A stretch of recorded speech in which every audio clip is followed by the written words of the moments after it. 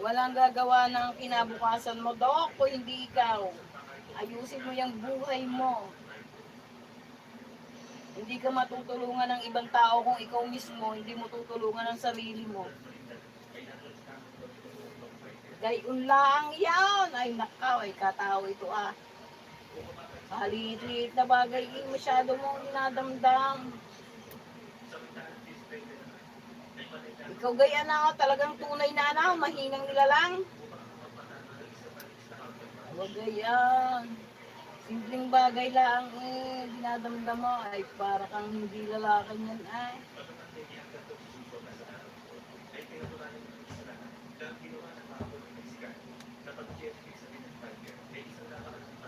Sabi mo nga, ikaw nga nagsasabi, ano yun? Sabi mo, makapal ang mukha mo.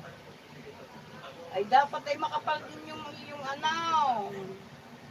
pangunawa, ang iyong puso, gayon, para lahat kaya. Gayon lang. Napakasakit. Ito talaga si Lola G, pasaway to eh. Minsan kasi magtaan sa sarili kahit konti para magpahinga. Ay, ngata. Oy, Tatay Dani, good evening po. Buta kaya ano yung binigay mo kay Dumagat? Abay, Calvin Klein na brief para hindi mo matanggal, Lola G. Kasi ikaw abang-abang ka dyan eh, para masikip. Garterize lahat yun. Wala ka matatanaw. Ate Helen, ano yun?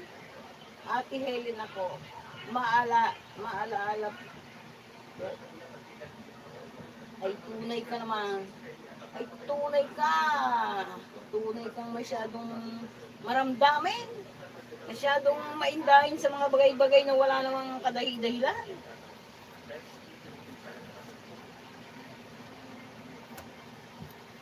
At higit sa lahat, hindi pwedeng sarili lang lahat ng ating iisipin, yung ating sariling kasiyahan.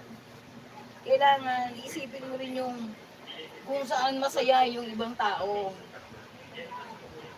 Hindi mo papayagang masira yung kasiyahan niya. Gayon lang yan. Kung saan siya masaya, edi support. Gayon ang magkakaibigan, hindi yung sas. Kung taong ito'y kahit, nakaw eh, kung ikuan. Malapit-lapit din eh, pinelto kang kita ng mga 5 tuloy-tuloy.